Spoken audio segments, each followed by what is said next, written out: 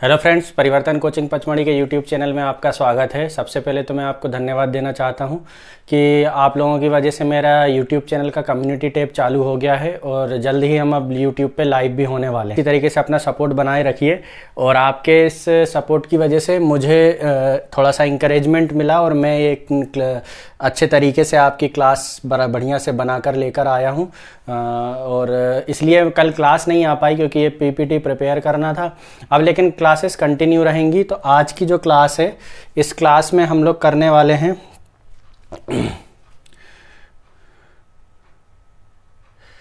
इस क्लास में हम लोग करने वाले हैं 8 जनवरी 2022 के शिफ्ट 1 का मैथ्स के क्वेश्चन को सॉल्व करने वाले हैं। और इस शिफ्ट में देखिए क्या था। अलजेब्रा के क्वेश्चन थे 1 2 3 अलजेब्रा के क्वेश्चन थे, 2 प्रॉफिट लॉस के क्वेश्चन थे, टाइम एंड डिस्टेंस के 1 2 3 4 टाइम एंड डिस्टेंस के क्वेश्चन थे। इसके बाद टाइम एंड वर्क के 2 क्वेश्चन थे, है ना। ये सीआई के 2 क्वेश्चन थे। उसके बाद ये विभाजिता, ये भी लगभग विभाजिता, ये भी नंबर सिस्टम, सरलीकरण का 1 2, ये विभाजिता, ये सरलीकरण और ये भिन्न वाला क्वेश्चन। उसके बाद ये एक त्रिभुज चतुर्भुज क्षेत्रमिति का क्वेश्चन और एक ये औसत का क्वेश्चन, है ना। तो अच्छे क्वेश्चन मिलने वाले हैं आपको इस शिफ्ट में, तो प्लीज़ इसको आखिरी तक देखिएगा वीडियो को, ताकि आपको सारे क्वेश्चन मिले। मैंने इसको टाइप वाइज सेट कर दिया है, ठीक है। चलिए सब सेट है। पहला क्वेश्चन है हमारा a + b बराबर हमें दिया हुआ है 5 और ab बराबर हमें दिया है 2, ab हमें दिया हुआ है 2 और हमसे a² + b² का मान पूछा है, ठीक है। तो हम क्या करेंगे कि a + b का अगर हम स्क्वायर करें तो a + b का स्क्वायर क्या होता है, a² + b² + 2ab, है ना। और इसका स्क्वायर करेंगे तो यहाँ 5 का वर्ग कितना हो जाएगा, 25। हमें a² + b² का मान निकालना है, ठीक है। तो a² + b² को ऐसे ही रहने देते हैं, +2। ab की वैल्यू कितनी दे रखी है हमें, 2। तो ab की जगह मैंने क्या रख लूँगा, 2 × a, 2 और ab का मान कितना है, 2। तो कितना हो गया, 2 × 2 और बराबर में कितना होगा, 5 का वर्ग 25। तो यहाँ से हो जाएगा a² + b²। तो ये 2 2 जा कितना हो जाएगा, 4 4 इस तरफ माइनस होंगे तो कितना हो जाएगा, 21, ठीक है। तो करेक्ट आंसर कौन सा हो जाएगा मेरा, ए ऑप्शन में 21। कुछ नहीं है, हमें a + b का फॉर्मूला पता होना चाहिए, a + b के होल स्क्वायर का फॉर्मूला पता होना चाहिए, a² + b² + 2ab, ठीक है। सिंपल सा क्वेश्चन था ये, अच्छा क्वेश्चन है। ये हमारा एसएससी में आता है, इस टाइप का क्वेश्चन एसएससी सीजीएल वगैरह में आते हैं ये आजकल प्री में, ठीक है। तो क्वेश्चन ये था हमारा कि x² - 4x + 1 = 0 हो तो x⁻6 + 1/x⁻6 का हमें क्वेश्चन आंसर देना है, ठीक है। तो x⁻6 तक पहुंचने के लिए हमारे पास 2 ऑप्शन है, या तो हम स्क्वायर करके क्यूब कर लें तब हम x⁻6 तक पहुंचेंगे, या हम क्यूब करके स्क्वायर कर लें तब हम x⁻6 तक पहुंचेंगे, ठीक है। तो पहले हमें उसको नॉर्मल x के रूप में पता होना चाहिए, ठीक। तो इसको सॉल्व करूँ मैंने अलजेब्रा की एक बेसिक एक वीडियो बना रखी है बीजगणित की, वो आप इसको देखिएगा तो वहाँ पे आपके सारे बेसिक क्लियर हो जाएंगे। मैं यहाँ पे आपको डायरेक्ट क्वेश्चन सॉल्व करा रहा हूँ, फिर भी मैं कोशिश करूँगा कि ज़्यादा से ज़्यादा एक्सप्लेन कर दूँ। x² - 4x + 1 बराबर में 0। यहाँ से मैं x कॉमन लूँ तो x² में से x गया तो x, 4x में से x कॉमन हो गया तो 4, + 1 में x कॉमन लेते हैं तो 1/x और बराबर में कितना हो जाता है, 0। तो 2 संख्याओं का गुणनफल 0 कब होगा, या तो ये 0 हो या ये 0 हो। तो इसको मैंने 0 कर दिया। अब ये बचा तो इसको 0 करते हैं, 1x + 1/x और ये -4 जब 0 की तरफ जाएगा तो क्या हो जाएगा, +4। तो x + 1/x की वैल्यू कितनी आ गई है, 4। अब हमें पहले क्यूब कर लेंगे तो x + 1/x का क्यूब होल क्यूब करेंगे तो यहाँ पे कितना हो जाएगा, 4 का क्यूब कितना हो जाएगा, 64। अब हम इसको क्यूब कर लेते हैं तो क्यूब का फॉर्मूला क्या होता है, a³ + b³ + 3ab in bracket a + b, ये होता है हमारा क्यूब का फॉर्मूला और बराबर में दिया हुआ है 64, ठीक है। तो अब इसको सॉल्व कर लेते हैं। a³ + 1/a³, देखिए ये x से x कैंसिल हो गया, यहाँ क्या बचा, 3 और x + 1/x की वैल्यू कितनी आई थी, 4। तो मैं यहाँ रख लूँगा 4, तो बराबर में कितना हो जाएगा यहाँ पे, 64। तो हमें पता चल गया x³ + 1/x³ की वैल्यू कितनी हो जाएगी, 3 × 12। जब 64 में से 12 जाएंगे तो कितना बचेगा, 52, ठीक है। अब हमें क्या करना है, इसका स्क्वायर करना पड़ेगा। जब x क्यूब का स्क्वायर होगा तो कितनी आ जाएगी, x की पावर 6। तो मैं यहाँ पे स्क्वायर कर देता हूँ इसका, तो x cube plus 1/x cube, x cube plus 1/x cube बराबर आया है मेरा 52। ठीक है, तो x का स्क्वायर करूंगा तो कितना हो जाएगा, x की पावर 6 प्लस इसका स्क्वायर करेंगे तो 1/x की पावर 6 प्लस 2ab, तो क्या हो जाएगा 2x cube plus 1/x cube, एक दूसरे से कट जाएंगे, a क्यूब b क्यूब, जैसे यहाँ पे कटे थे। ठीक है, कहाँ पर, यहाँ पर कटे थे, ऐसे ही वहाँ कट जाएंगे और बराबर में कितना हो जाएगा, बराबर में हो जाएगा 52 का स्क्वायर। तो 52 का स्क्वायर कितना होता है, 2704। तो x की पावर 6 प्लस 1/x की पावर 6 बराबर हो जाएगा 52 का स्क्वायर 2704, और ये जो प्लस का 2 बनेगा ये यहाँ के माइनस का 2 हो जाएगा, तो कितना हो जाएगा ये 2702। तो करेक्ट आंसर कितना हो जाएगा, 2702। ठीक है, सी ऑप्शन में। चलिए नेक्स्ट क्वेश्चन करते हैं। ये भी एक अच्छे प्रकार का क्वेश्चन है। x की पावर 4 प्लस 1/x की पावर 4 इक्वल टू 322, तो x minus 1/x equal to question mark, है ना। सिंपल भाषा में लिख दिया मैंने इसको थोड़ा। x की पावर 4 प्लस 1/x की पावर 4 बराबर में है 322। ठीक, अभी देखिए इधर मुझे होल स्क्वायर बनाना हो, तो होल स्क्वायर बनाने के लिए मैं क्या जोड़ूं, देखिए यहाँ पे सबसे पहले इधर सोचने से अच्छा है कि हम इस तरफ सोचें। 322 है, 322 को स्क्वायर बनाने के लिए क्या करना पड़ेगा, 2 अगर हम इसमें ऐड कर लें तो क्या बन जाएगा 324, और 324 किसका स्क्वायर होता है, 18 का स्क्वायर होता है। ठीक है, तो मैं क्या करूँगा यहाँ पे +2 में कर रहा हूँ, क्वेश्चन में क्या कर रहा हूँ, 322 दिया हुआ था, मैं दोनों तरफ +2 कर रहा हूँ। तो यहाँ पे भी मैंने +2 कर लिया और यहाँ पे भी मैंने +2 कर लिया। ठीक है, ये हो गया। अब देखिए ये किसका स्क्वायर बन रहा है, x square plus 1/x square का होल स्क्वायर बन रहा है। क्यों, कैसे बन रहा है, ये हो जाएगा a स्क्वायर, x स्क्वायर का स्क्वायर x की पावर 4, 1/x स्क्वायर का स्क्वायर 1/x की पावर 4 प्लस 2ab का क्या बनेगा 2, और जब इन दोनों का मल्टीप्लाई होगा तो एक दूसरे से कैंसिल हो जाएंगे तो बनेगा 2, तो ये क्या बन गया इसका a प्लस b का होल स्क्वायर। और यहाँ पे कितना हो गया है 324, मतलब कितना 18 का स्क्वायर। तो स्क्वायर से स्क्वायर क्या हो गया, कैंसिल आउट हो गया। यहाँ से मुझे वैल्यू पता चली x square plus 1/x square बराबर में 18। ठीक, अब देखिए यहाँ पर अगर हम आए तो 18 में मैं क्या करूँ, +2 करूँगा तो कितना हो जाएगा 20, और -2 करूँगा तो कितना हो जाएगा 16। तो -2 कर लेते हैं, 16 किसका वर्ग बन जाएगा, 4 का वर्ग बन जाएगा 16। तो मैं -2 कर लेता हूँ, x square plus 1/x square -2, और यहाँ पे 18 -2। तो ये किसका फॉर्मूला बन गया, देखिए a square plus b square minus का 2ab, ऐसे होगा 2ab। तो ये a कट जाएगा तो क्या बचेगा, केवल 2 बचता है। तो जब भी यहाँ पे 2 बचेगा तो हम उसको होल स्क्वायर के रूप में लिख सकते हैं। तो यहाँ पे क्या हो जाएगा x माइनस 1/x का होल स्क्वायर, और 18 में से 2 गए तो किसका हो गया 4 का स्क्वायर। तो ये स्क्वायर से स्क्वायर कट गया, तो x माइनस 1/x की वैल्यू कितनी आ गई है 4। करेक्ट आंसर कितना हो जाएगा यहाँ पे 4, डी ऑप्शन में 4। तो इस तरीके से इस क्वेश्चन को करना है। ठीक है, तो ये थे हमारे अलजेब्रा के 3 क्वेश्चन। अब हम आ गए हैं प्रॉफिट एंड लॉस के क्वेश्चन में। ठीक, रोहन एक पुराना स्कूटर 5300 रुपये में खरीदता है और 600 उसकी मरम्मत पर खर्च करता है। वे स्कूटर को 8000 रुपये में बेचता है, लाभ के रूप में उसे कितनी धनराशि प्राप्त होती है। ठीक है, तो 5300 रुपये का उसने स्कूटर खरीदा, 600 रुपये उसने उसकी मरम्मत में लगाए, तो टोटल खर्चा कितना हो गया उसका 5900 रुपये। और उसने बेचा कितने में, बेचा है उसने 8000 रुपये में। तो कितने का फ़ायदा हो गया उसको, 8000 में बेचा, 5900 लगाया था, तो कितने का फ़ायदा हो गया 2100 का। तो लाभ कितना है उसका 2100 रुपये, 2100।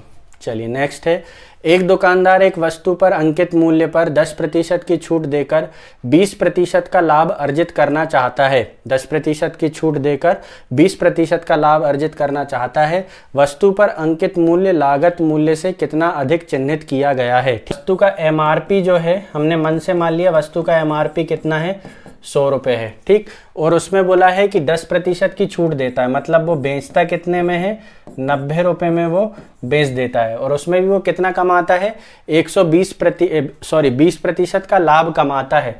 मतलब CP के 120% पर वस्तु बिकती है। 20% का लाभ कमाने का मतलब क्या है? 20% एक्स्ट्रा मिलेगा। किस पे मिलेगा? कॉस्ट प्राइस पे। हमेशा प्रॉफिट किस पे कैलकुलेट किया जाता है? कॉस्ट प्राइस पे, अनटिल एंड अनलेस क्वेश्चन में बोला ना हो कि विक्रय मूल्य पर कैलकुलेट करो, है ना।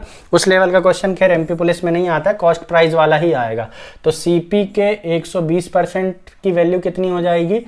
90 रुपये। तो सीपी का 120% है 90, तो क्या करें, 30 से काट दें 4 बार, 30 से काट दो 3 बार, और इधर कर लेंगे हम 25 का गुणा, तो यहाँ हो जाएगा 100, यहाँ करेंगे 25 का गुणा तो कितना हो जाएगा? 75। मतलब कॉस्ट प्राइस का 100% कितना आ गया? 75। मतलब कॉस्ट प्राइस कितनी आ गई है? 75। अभी हमारे पास हमारा कॉस्ट प्राइस भी है, एमआरपी भी है और सेलिंग प्राइस भी। हमसे क्या पूछा है कि वस्तु पर अंकित मूल्य लागत मूल्य से कितना अधिक चिन्हित किया गया है। तो लागत मूल्य कितना है? 75, और वस्तु का मूल्य चिन्हित कितना किया गया है? एमआरपी कितनी है? 100 रुपये। तो कितना अधिक अंकित किया गया? तो 25 अधिक अंकित किया गया है ना। ये परसेंटेज में था, है ना, मैं इसमें ऐड करना भूल गया, इसमें यहाँ पे सब में परसेंटेज ऐड कर लेना, ठीक है। तो कितना अधिक अंकित किया गया? 25। कितने से? 75 से, है ना। किससे बोला है? लागत मूल्य से। जिससे बोलता है उसको रखते हैं हम अपॉन में, इनटू का कितना हो जाएगा? 100। तो 25 या 75, 100/3 मतलब कितना? 33.33%। तो करेक्ट आंसर हो जाएगा 33.33%, सी ऑप्शन, ठीक है। चलिए नेक्स्ट क्वेश्चन करते हैं। ये मैं इसको एज इट इज सेव करते जा रहा हूँ, जैसे ये सॉल्यूशन है, ये सॉल्यूशन है, ये सॉल्यूशन है ना। ये आपको मैं, अगर आप बोलोगे तो मैं अपने टेलीग्राम चैनल का डिस्क्रिप्शन में लिंक दे के और वहाँ पे पीडीएफ फॉरवर्ड कर दूंगा, ठीक है। चलिए नेक्स्ट क्वेश्चन करते हैं हम।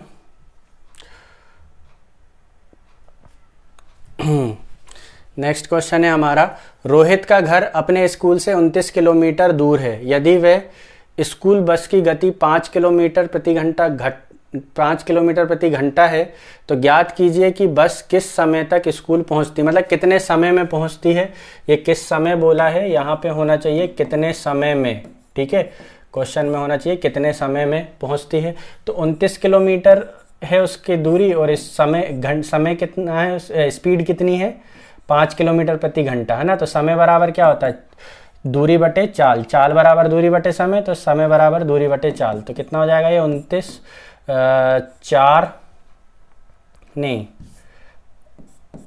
5 से काट देंगे इसको तो कितना हो जाएगा? 55 25, बचेगा 4, 5 8 40, तो कितना?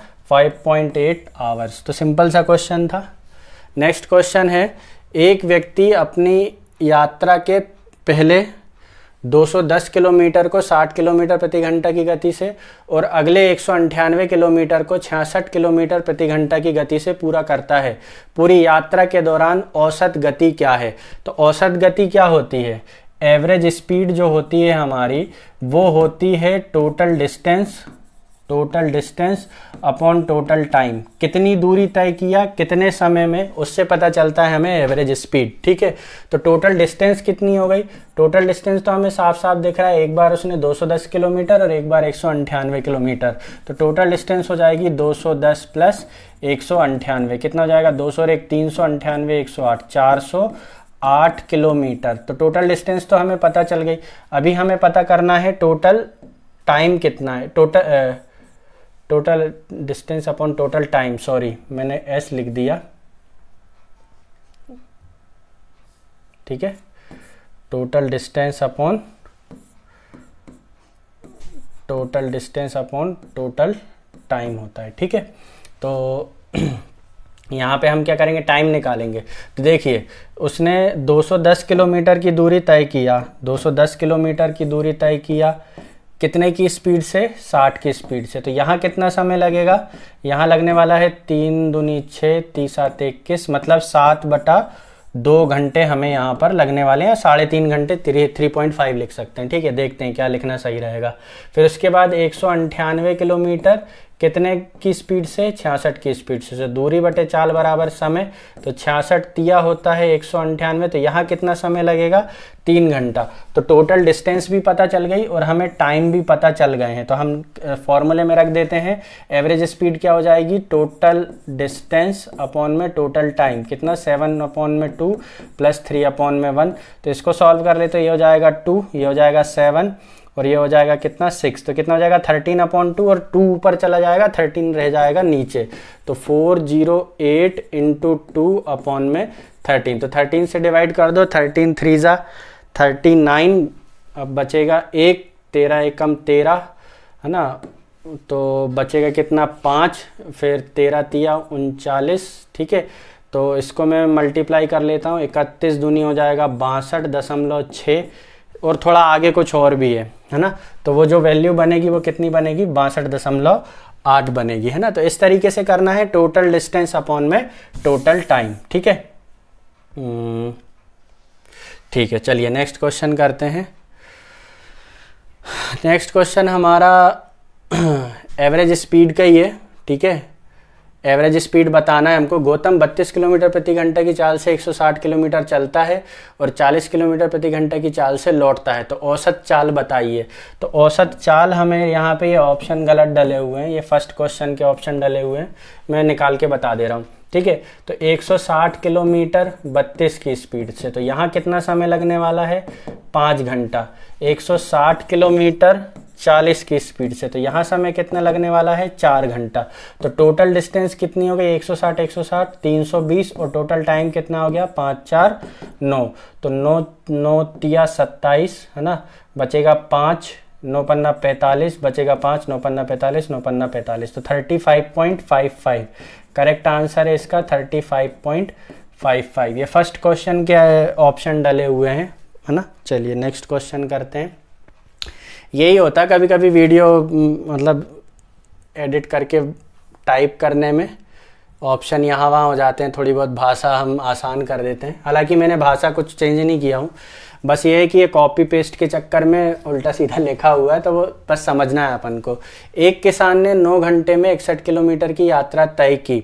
यदि उसने कुछ यात्रा 4 किलोमीटर प्रति घंटे की रफ्तार से तय की हो और कुछ यात्रा 9 किलोमीटर प्रति घंटे की रफ्तार से साइकिल द्वारा तय की हो, तो उसने कितनी यात्रा पैदल तय की है, ठीक है। तो पैदल वाला बताना है, ठीक है। तो बेसिक से बता देता हूँ पहले, 61 किलोमीटर है, हम उसमें से मान लेते हैं कि x किलोमीटर उसने पैदल तय किया है, ठीक है उसको, और बाकी की बची 61 माइनस एक्स उसने काय से तय किया है, बाइसिकल से। किसने तय किया, उसने साइकिल से, ठीक है। तो अभी क्या करेंगे हम टोटल टाइम का फॉर्मूला लगा लेते हैं। इतनी डिस्टेंस उसने तय किया है, किससे, पैदल, और पैदल उसकी स्पीड कितनी है, 4। तो डिस्टेंस अपॉन में स्पीड बराबर कितना हो जाएगा, टाइम प्लस यहाँ पे डिस्टेंस अपॉन में स्पीड यहाँ पे कितनी है, 9। तो पैदल में लगने वाला समय प्लस साइकिल से लगने वाला समय बराबर कुल समय, और कुल समय कितना है, 9 घंटा। तो ये कितना हो जाएगा, 9 चौके 36, ये हो जाएगा 9x प्लस ये कितना हो जाएगा, 244, 61 चौके कितना हो जाएगा, 244 माइनस 4x बराबर में ये कितना हो जाएगा, 36 इंटू 9। तो ये कितना बचेगा, 5x, और ये 36 तो मैंने यहाँ भेज दिया है, 5x, तो इसको ऐड ही कर लेते हैं, ठीक है, घटा ही देते हैं। तो 36 90, 360 में से 36 गए, 60 में से 324, तो 324 माइनस कितना, 244, 324 माइनस 244, 324 माइनस 244, तो 324 में से 244 जाएंगे तो बचेगा 80। 5x बराबर में कितना हो जाएगा, 80, तो x बराबर कितना हो जाएगा, 16, 16 पंजे 80। तो करेक्ट आंसर कितना हो जाएगा, 16 किलो। ऑप्शन से कैसे करना है, 61 किलोमीटर है। अब संख्या जो पैदल पूछा है वो 4 से डिविजिबल होना चाहिए, तो 4 से डिविजिबल वाली मैंने मान लो 20 उठा लिया, तो 20 अगर यहाँ है तो यहाँ कितनी होगी, 41। तो ये 4 से तो डिविजिबल है लेकिन ये 9 से डिविजिबल नहीं है। लेकिन यदि हम ऐसे ही इसको 16 को चेक करें तो 16 बचेगा, तो यहाँ कितना बचेगा 45, ठीक है। तो 4 से डिवाइड करेंगे इसको 4 बार और 9 से डिवाइड करेंगे इसको 5 बार, तो ये कट रहा है। तो 4 से किया मतलब 4 घंटे में, और 9 से किया मतलब ये वाला 5, तो 4 और 5 मिलके कितने हो गए 9 घंटे। तो हम इसको ऑप्शन से भी आसानी से कर सकते थे। चलिए नेक्स्ट क्वेश्चन करते हैं। मैं सॉल्यूशन वो वाला कर देता हूँ ताकि PDF में ये रहे, ठीक है। चलिए नेक्स्ट क्वेश्चन करते हैं। 18 आदमी अथवा 36 लड़के 8 घंटे प्रतिदिन काम करके एक खेत को 24 दिन में जोत सकते हैं। 24 आदमी तथा 24 लड़के मिलकर 9 घंटे प्रतिदिन काम करके उसी खेत को कितने समय में जोत सकेंगे। तो ये टाइम एंड वर्क का क्वेश्चन है, ठीक है। टाइम एंड वर्क का क्वेश्चन है और अच्छा क्वेश्चन है ये। इस तरीके का क्वेश्चन अभी तक आया नहीं था हमारी फरवरी में जो हमने शिफ्ट सॉल्व की थी। तो देखिए 18 आदमी कितने घंटे, 6 घंटे प्रतिदिन काम करके कितने दिन में काम कर लेते हैं, 24 दिन में काम कर लेते हैं। और सेम का सेम यही काम 36 लड़के 6 घंटे प्रतिदिन काम करके 24 दिन में करते हैं। इसका मतलब यह है कि 18 आदमी का काम 36 लड़कों के काम के बराबर है। इससे क्या कंक्लूजन निकला इस स्टेटमेंट से कि 18 आदमी बराबर 36 लड़के। इसका मतलब यह है कि एक आदमी बराबर 2 लड़के, ठीक है। अभी देखिए अगर मैं कुल काम की बात करूं, तो अगर मैं आदमी आदमी में बात करूं तो आदमी क्या करते हैं, ये हो जाएगा मेरा कुल काम 18 आदमी वाला। 18 आदमी 6 घंटे प्रतिदिन काम करके 24 घंटे में काम करते हैं। तो अगर आदमियों के रूप में बात की जाए तो इतना है मेरा कुल काम, ठीक। और हमारी जो वर्क स्ट्रेंथ जिससे हमें काम कराना है वो कितनी है, 24 आदमी और 24 लड़के। तो जो मैं 24 आदमी और 24 लड़के हैं, तो 24 आदमी और 24 लड़के, 24 लड़कों को अगर मैं देखूं तो 24 लड़के किसके बराबर होंगे, 12 आदमी के बराबर होंगे, क्योंकि एक आदमी 2 लड़कों के बराबर है। तो 12 दूनी 24, 24 आदमी, एक में 12 का गुणा 12, ठीक है। तो मुझे काम जिससे कराना है, काम की वर्कफोर्स क्या है मेरी, 24 आदमी तथा मतलब प्लस 24 लड़के। तो मैं 24 लड़कों की जगह पर कितने रख सकता हूँ, 12 आदमी रख सकता हूँ, क्योंकि 12 आदमी बराबर 24 लड़के। तो आदमियों में अगर मैं बात करूँ तो मेरी वर्कफोर्स कितनी है, 36 आदमियों की वर्कफोर्स से मुझे काम कराना है। और काम है कितना, 18 आदमियों का 6 घंटे प्रतिदिन करते हुए 24 दिन। और मुझे काम कराना किससे है, 36 आदमियों से। 24 लड़के और 24 आदमियों को मैंने जब आदमी में कन्वर्ट किया तो 36 हो गए। तो 36 आदमियों से 9 घंटे प्रतिदिन करते हुए कितने दिन में काम समाप्त होगा। ये दोनों कंडीशन में बराबर हो जाएंगे, तो मैंने इसको अपॉन में ले लिया, ठीक है। तब तो होगा, तो 18 दूनी कितना हो गया 36, 2 तिया 6, 3 त्रिका 9, 3 8 24। तो कितने दिन लगने वाले हैं, 8 दिन लगने वाले हैं। कैलकुलेशन कुछ मिस्टेक था, 8 दिन लगने वाले हैं। चलिए नेक्स्ट क्वेश्चन करते हैं। ए और बी एक कार्य को 21 दिन में कर सकते हैं। 23 दिनों में बी और सी, 27 दिनों में ए और सी, तो वे सभी मिलकर एक साथ काम करते हुए इसे कितने दिन में कर सकते हैं, ठीक है। क्वेश्चन दिया हुआ है हमें कि ए प्लस बी मिलकर करते हैं 21 दिनों में, बी और सी मिलकर करते हैं 23 दिनों में, और सी और ए मिलकर करते हैं 27 दिनों में, ठीक है। तो इसका एलसीएम निकालेंगे तो 3 कॉमन ले लेते हैं, यहाँ बच जाएगा 7, यहाँ से कुछ कॉमन नहीं निकलने वाला 23, और यहाँ जो है कितना हो जाएगा 9, ठीक है। तो और जो 3 कॉमन लिया है, ठीक है ना। तो अब देखिए जब a प्लस बी मिलकर 21, तो 30 साथ 21 कट गया, 23 90, 23 90 मतलब 180 और 27 207, ठीक है, ये हो गया। फिर 23 कट जाएगा, 30 साथ 21, 21 90, 21 90 मतलब 180 और 9 189, ठीक है। और 27 9 तिया 27 मतलब 23 सत्ते, तो 23 सत्ते मतलब 140 और 21 161। अब क्या करेंगे हम, जब तीनों को मिलाकर देखेंगे तो ए और ए 2 बार हो जाएगा, बी और बी 2 बार हो जाएगा और सी 2 बार हो जाएगा। तो क्या हो जाएगा 2a प्लस बी प्लस सी, है ना। इसको ऐसे समझें कि ए ने एक बार बी के साथ काम किया, फिर ए ने एक बार सी के साथ काम किया, फिर ए ने एक बार बी ने एक बार सी के साथ भी काम किया है, ऐसे ही सी ने एक बार ए के साथ किया, एक दिन बी के साथ काम किया। मतलब तीनों ने 2-2 दिन काम किए। अगर तीनों को जोड़ के देखा जाए तो इतना हो गया। और तीनों की जोड़ के कुल यूनिट कितनी हो रही है, 9, 7, 16 और 1, 17 के साथ हासिल का 1, 8, 6, 14 और 1, 15 के 5 हासिल का 1, 2, 3, 4 और 1, 5, कितना 557। तो करेक्ट आंसर जो भी होगा हमारा उसमें अपॉन में कितना आना चाहिए, 557। तो करेक्ट आंसर कितना हो जाएगा 557। बी ऑप्शन में 8964 अपॉन में 557। चलिए नेक्स्ट क्वेश्चन करते हैं। नेक्स्ट क्वेश्चन अब हम आ चुके हैं अपने सीआई के क्वेश्चंस में। सीआई का क्वेश्चन जो है वो ये दिया हुआ है हमें कि कपिल ने 7,890 रुपये एक वित्त कंपनी में 2 साल के लिए 6% वार्षिक दर से जमा किए। कपिल को 2 वर्ष बाद कितना सीआई मिलेगा, है ना। तो सीआई का एक कॉन्सेप्ट है, समझ लेते हैं। जैसे मान लो मेरे पास एक धन राशि है 10,000 रुपये की और मेरा ब्याज का दर है 10% और समय दिया है हमें, समय दिया है 2 साल, ठीक है। समय दे रखा है हमें 2 साल। हमें साधारण चक्रवृद्धि ब्याज निकालना है। तो चक्रवृद्धि ब्याज में क्या होता है, एक बार पहले जैसे फर्स्ट साल अगर हम देखें तो इस 10,000 रुपये पर मुझे 10% ब्याज मिलेगा। तो 10,000 का 10% कितना ब्याज मिलेगा, 1 अंक के बाद 1,000 रुपये। फिर अगले साल मुझे इस 10,000 पर 1,000 रुपये ब्याज तो मिलेगा ही मिलेगा।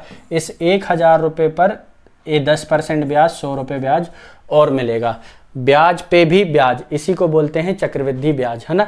अगर तीसरा साल होता तो देखिए इस 10,000 रुपये पर 1,000 ब्याज मिलता, इस 1,000 पर 100 रुपये ब्याज मिलता, इस 100 है ये, इस 1,000 रुपये पर 100 रुपये ब्याज मिलता और इस 100 रुपये पर 10 रुपये ब्याज मिलता। इस तरीके से मुझे ब्याज मिलते।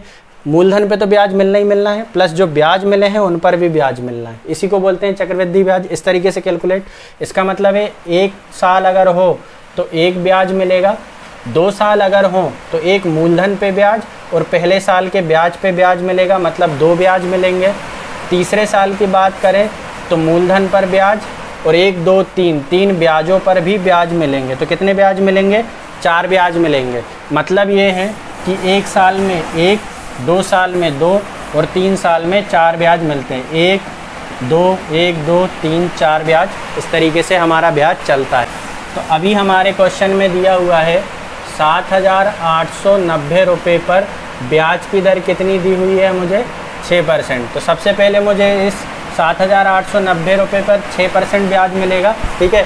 जिस समय मैं ये वीडियो शूट कर रहा हूँ काफ़ी तेज़ बारिश हो रही है यहाँ पचमढ़ी में, तो हो सकता है आपको थोड़ा सा वॉइस का प्रॉब्लम हो, तो आप हेडफोन लगा के सुन लेना। लेकिन आज तो मैं ये वीडियो कंप्लीट करूँगा ही करूँगा, ठीक है। काफ़ी मेहनत हुई है। 7 इसका 1% अगर निकालें तो हो जाएगा 78.90 रुपीज़ और 1% आ गया ये। तो 6% क्या होगा, इसमें 6 का गुणा, तो 6 शून्य 6 9 54 की 4 हासिल के 5, 6 8 48 और 5 53 के 3 हासिल के 5 और 6 7 42 और 5 47। तो कितना हो गया 473.40। फिर अगले साल मुझे 473.40 ब्याज तो मिलना ही मिलना है। इस 473.40 पे भी 6% ब्याज मिलना है।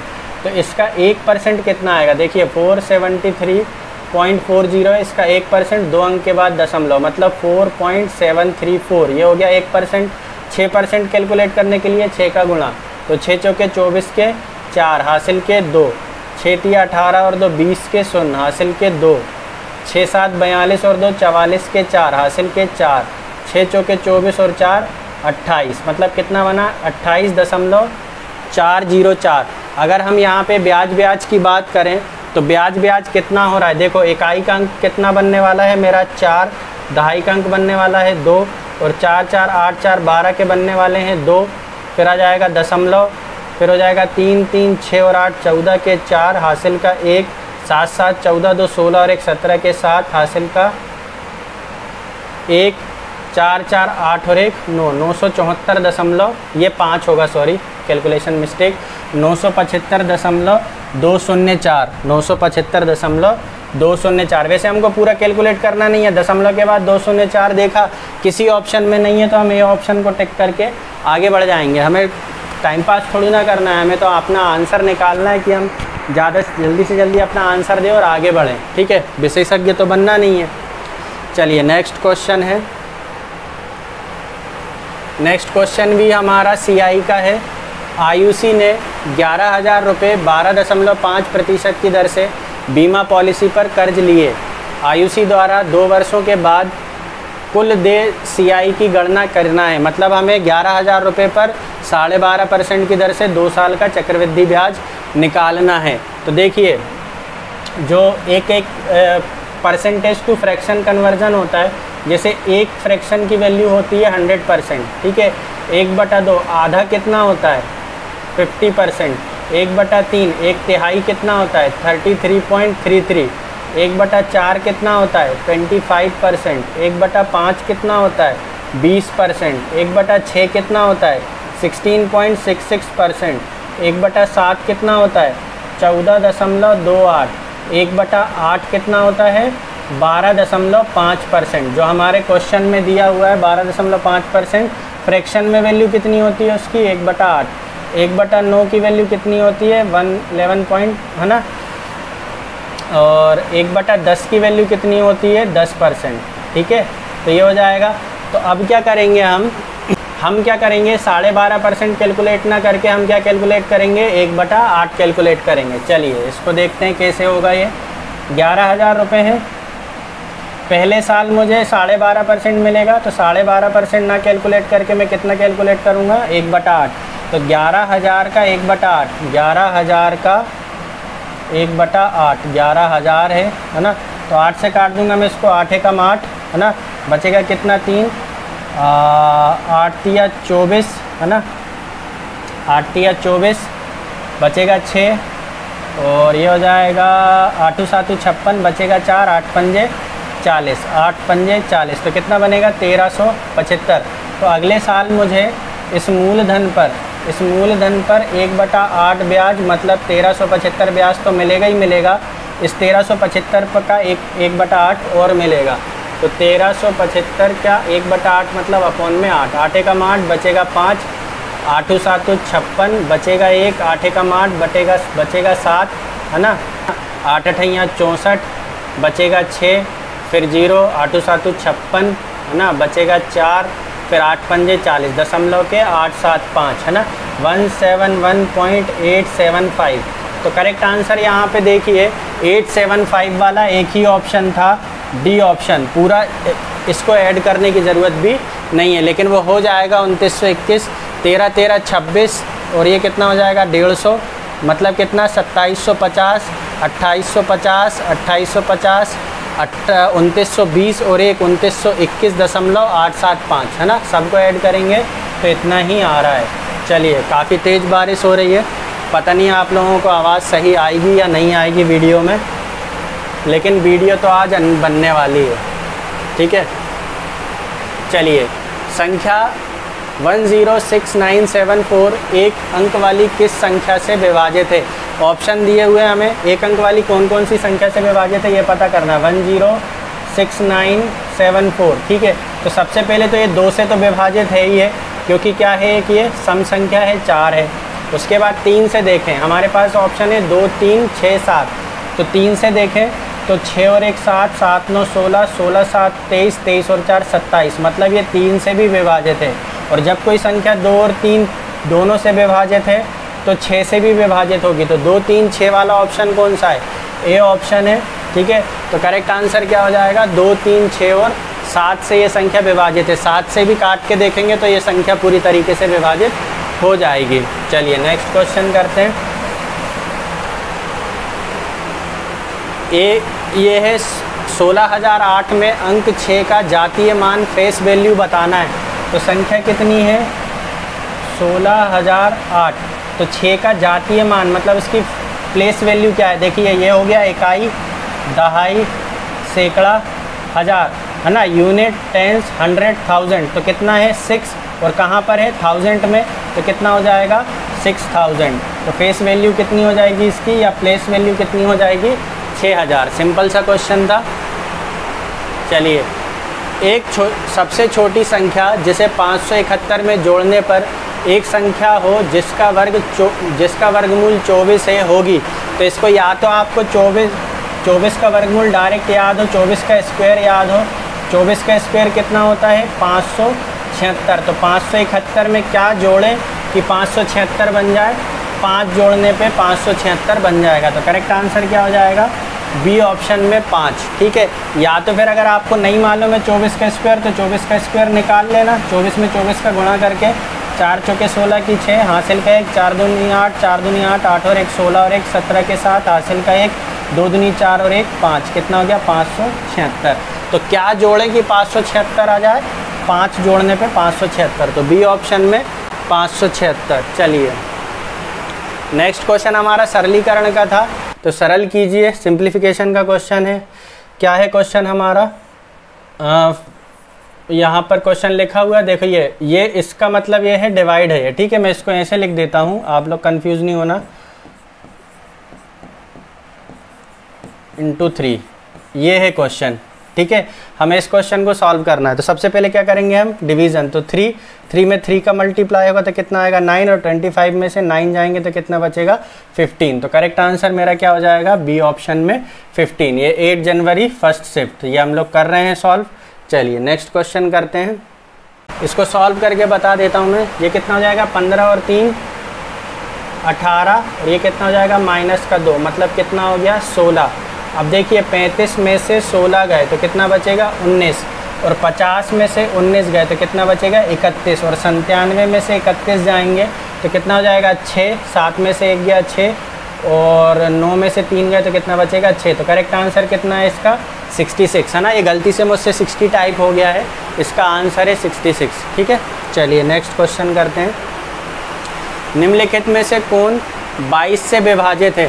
तो 22 से विभाजित होने के लिए किस किस से विभाजित होना चाहिए?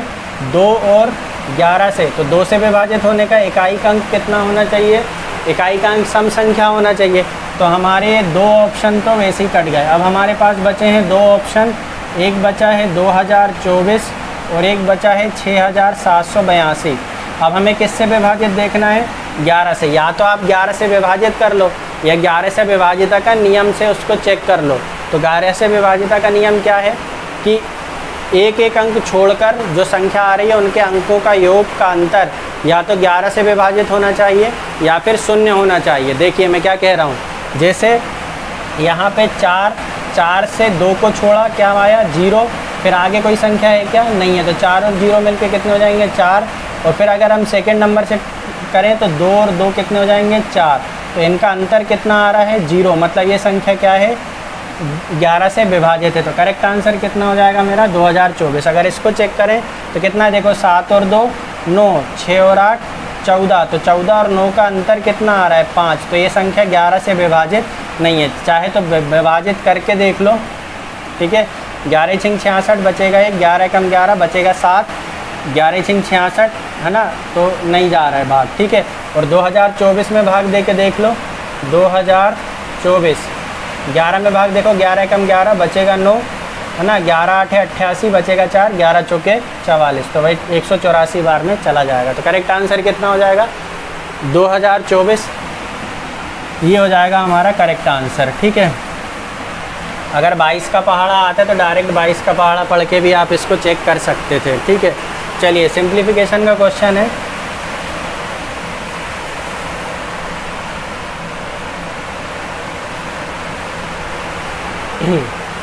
नेक्स्ट क्वेश्चन है हमारा सिंप्लीफिकेशन का। आपको सिंप्लीफिकेशन यहाँ पे दिखाई दे रहा होगा।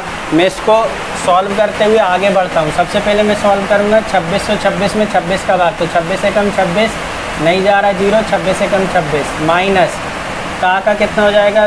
2 में 10 का गुणा प्लस 15 माइनस, देखिए 26 तिया कितना हो जाएगा? 26 दूनी 52, 26 तिया 78 प्लस ब्रैकेट वाला सॉल्व कर लेते हैं। ब्रैकेट के अंदर क्या क्या है? 20 तिया 60 माइनस 12 चौके 48 प्लस 16 और 25 पंजे 125। तो कितना हो जाएगा? माइनस के 5। तो ये हो जाएंगे, देखिए 16 76 76 में से 53 गए तो 76 में से 53 गए तो बचेगा कितना? 23। 76 में से 76 में से 53 गए तो बचेगा 23। अब देखिए ये 23 में अभी हमारे पास क्या क्या बन रहा है? 101 माइनस 20 प्लस 50 माइनस 78, और ये दो जब 60 में से 23 जाएंगे तो कितना बचेगा? सॉरी, ये तो पूरा हो चुका है, तो कितना? प्लस का 23। तो ये हो गया, देखो 123 101 और 50 151, 151 और 23, 151 और 23 हो जाएगा 174। 174 में से 98 जाएंगे, है ना? तो 174 में से 98 जाएंगे तो कितना बचेगा? 76 बचेगा। तो करेक्ट आंसर क्या हो जाएगा? बी ऑप्शन में 76। चलिए नेक्स्ट क्वेश्चन करते हैं। देखिए ये एक अच्छा क्वेश्चन था। ये क्वेश्चन कभी किसी ने नहीं किया तो वो थोड़ा इसमें कंफ्यूज आ जाएगा कि वो इसमें आंसर क्या करे। ठीक है, इसको देखिए कैसे लिखते हैं। 0.343434 इस तरीके से रहता है। तो 3434 का रिपीटिशन है तो हम क्या करेंगे? 34 के ऊपर बार लगा लेंगे। ठीक, फिर इसको लिखते कैसे हैं हम? भिन्न के रूप में। 34 लिखा और कितने का रिपीटिशन है? 2 का, तो क्या करेंगे? 2 9 नीचे लगा लेंगे। तो करेक्ट आंसर हो जाएगा 34 के बटे में 99। करेक्ट आंसर हो जाएगा 34 के बटे में 99।